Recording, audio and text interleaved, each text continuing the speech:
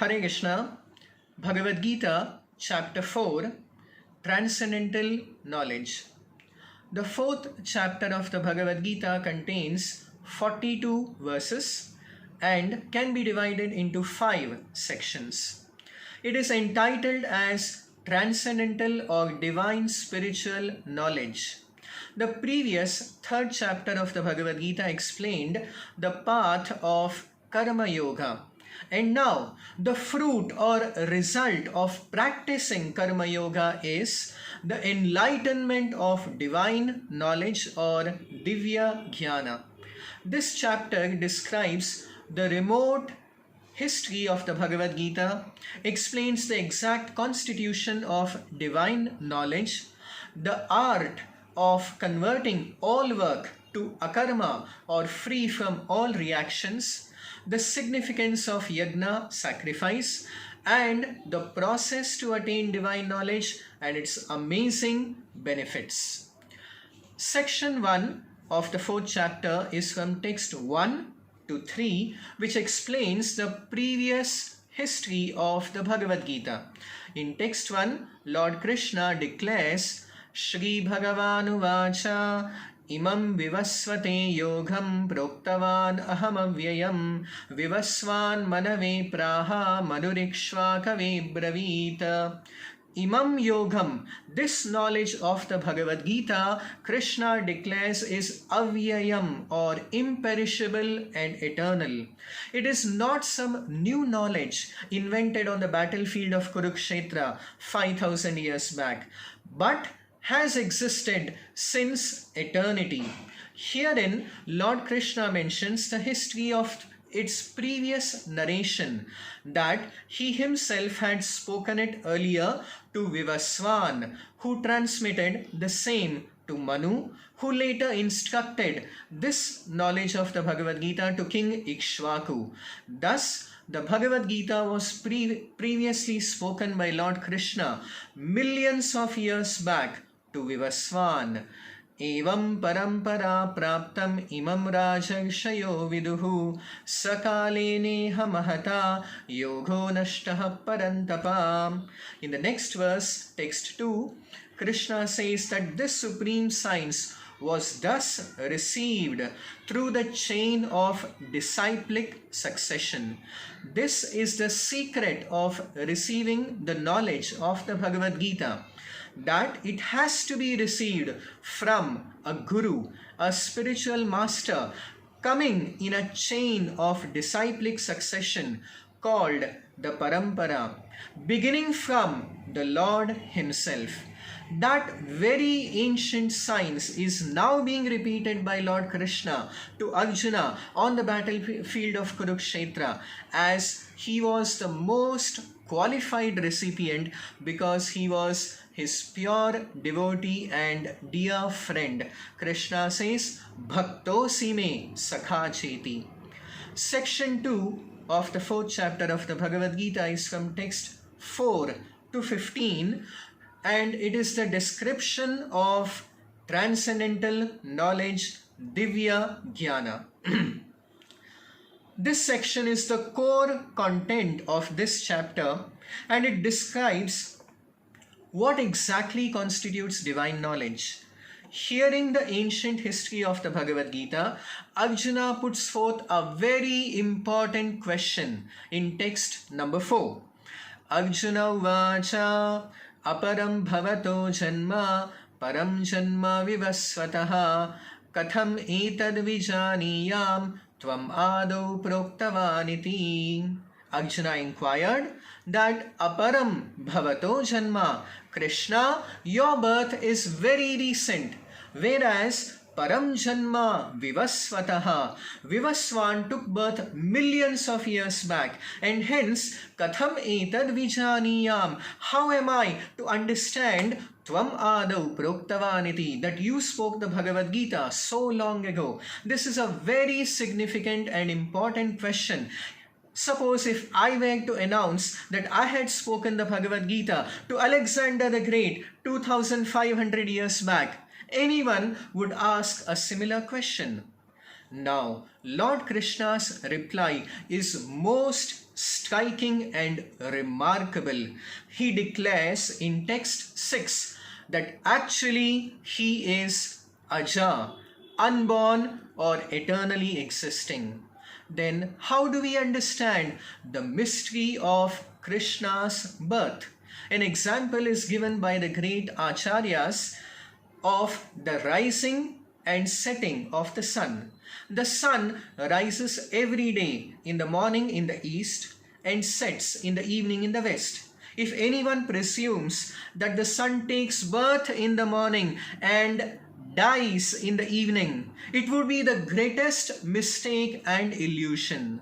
Thus, Bhagavad Gita emphatically establishes that Lord Krishna is the Supreme Absolute Truth, the Supreme Personality of Godhead, and is never subjected to birth, death, or change of body. He is Avyayatma. His divine form never deteriorates. He is Bhutanam Ishvara, the Supreme Lord of all. But he descends in his eternal divine form by his own sweet will. Why and when does the Supreme Lord descend to this world? This is explained in text 7 and 8, which are very popular.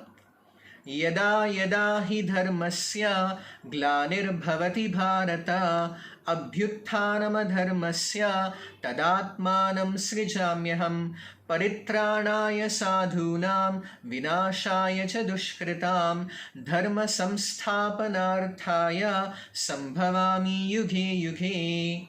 The Supreme Lord declares herein that whenever and wherever there is a decline in dharma and a predominant rise of irreligion, at that time Lord Krishna descends. And what is his purpose?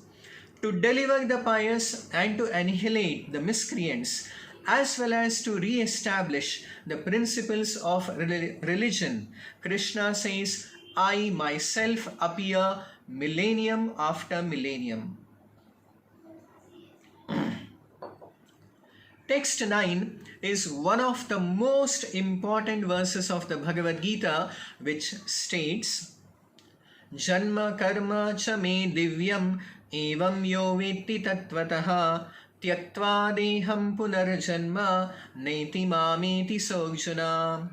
One who knows the transcendental nature of my appearance and activities does not upon leaving the body take his birth again in this material world, but attains my eternal supreme abode. Anyone who simply understands this great mystery about the birth and activities of the Supreme Lord Shri Krishna thus becomes liberated from the most terrible cycle of repeated birth and death and returns home back to the eternal kingdom of God. Lord Krishna further states in text 14, Namam karmani limpanti name karma phale spriha iti mam yobhijanati karmabhirna sabadhyate. There is no work that affects or binds Lord Krishna, nor does he aspire for the fruits of action. Anyone who simply understands this truth about the Supreme Lord Krishna also becomes free from all reactions to work. Karmabhir nasabadhyate. Thus, the essence and core of Divya Jnana, divine knowledge, is to know that Lord Krishna is the Supreme Absolute Truth, Paramasatya, free from birth and death and free from all material bondage, karma bandhana. Just by understanding this divine knowledge, one is liberated. Section 3 of the 4th chapter is text 16 to 24, and it explains the art and technique to convert all karma, action, to akarma, free from all reaction. Actually, all work or karma in this material world entangles one in more bandhana or bondage. But the secret to convert karma to akarma is to perform one's actions in divine knowledge and in consciousness of the Supreme Lord. Karma or action is compared to seed, karma bija, that sprout, grow and produce karma phala. But if seeds are roasted in fire, they cannot grow to yield any fruit. Likewise, in text 19, it is said, Jnanagnihi dagdha karmanam, the fire of divine knowledge burns all the seeds of karma, and there is no chance of karma phala. The great art of doing work without reaction is to give up all desire for sense gratification, to abandon all attachment to the results of work, be ever satisfied, in perfect control of mind and intelligence, and free from envy and duality. All such work in divine consciousness merges into transcendence, and this is beautifully explained in text 24 as Brahmarpanam Brahma Havir Brahmagno Brahmanahutam Brahmaiva Tena Ghantavyam Brahma Karma Samadhina. A person who is fully absorbed in God consciousness or Krishna consciousness is sure to attain the spiritual kingdom because of his full contribution to spiritual activities, in which the consummation is absolute and that which is offered is of the same spiritual nature. Section 4 of the 4th chapter, from text 25 to 33, is the depiction of how the path of spiritual progress depends on the most basic principle of sacrifice or yajna. Progress on any bona fide spiritual path depends on this basic principle of giving up selfish motives of maybe gross or subtle sense gratification, all of them called as swartha, and offering everything in yajna or sacrifice to the Supreme. There are various kinds of yajna as mentioned in text 28. Dravya yajna, stapo yajnaha, yoga yajna, statha pare, swadhyaya jnana yajnascha, yatayaha samshita vrataha. There is dravya yajna or sacrifice of one's possessions, tapo yajna or sacrifice by means of austerities, tapasya, or yoga yajna, sacrifice in the eightfold path of the mystic yoga, or swadhyaya jnana yajna, the sacrifice in the study of the Vedic scriptures, or jnana yajna, sacrifice in the advancement of transcendental knowledge. But whatever path of yajna one may adopt, the result of such performance of sacrifice is very wonderful and is explained in text 30 as Sarvepyete yagnavido yagnakshapita kalmashaha yagnashishta amrita bhujo yanti brahma sanatanam. Anyone who sincerely follows the path of yajna or sacrifice to the Supreme and knows the meaning and spirit of sacrifice becomes cleansed of all sinful reactions. The wonderful result of such attitude in performance of sacrifice leads one to taste the nectar of the supreme eternal atmosphere. Yagnashishta amrita bhujo yanti brahma sanatanam. The purpose of all sacrifices is to arrive at the status of complete knowledge. Jnane parisamapyate. Then to gain release from all material miseries, and finally, ultimately, to engage in the loving transcendental service of the Supreme Lord Shri Krishna. The final section 5 of the 4th chapter of the Bhagavad Gita, from text 34 to 42, is the process to gain divine knowledge and the wonderful result of elevation to transcendental knowledge.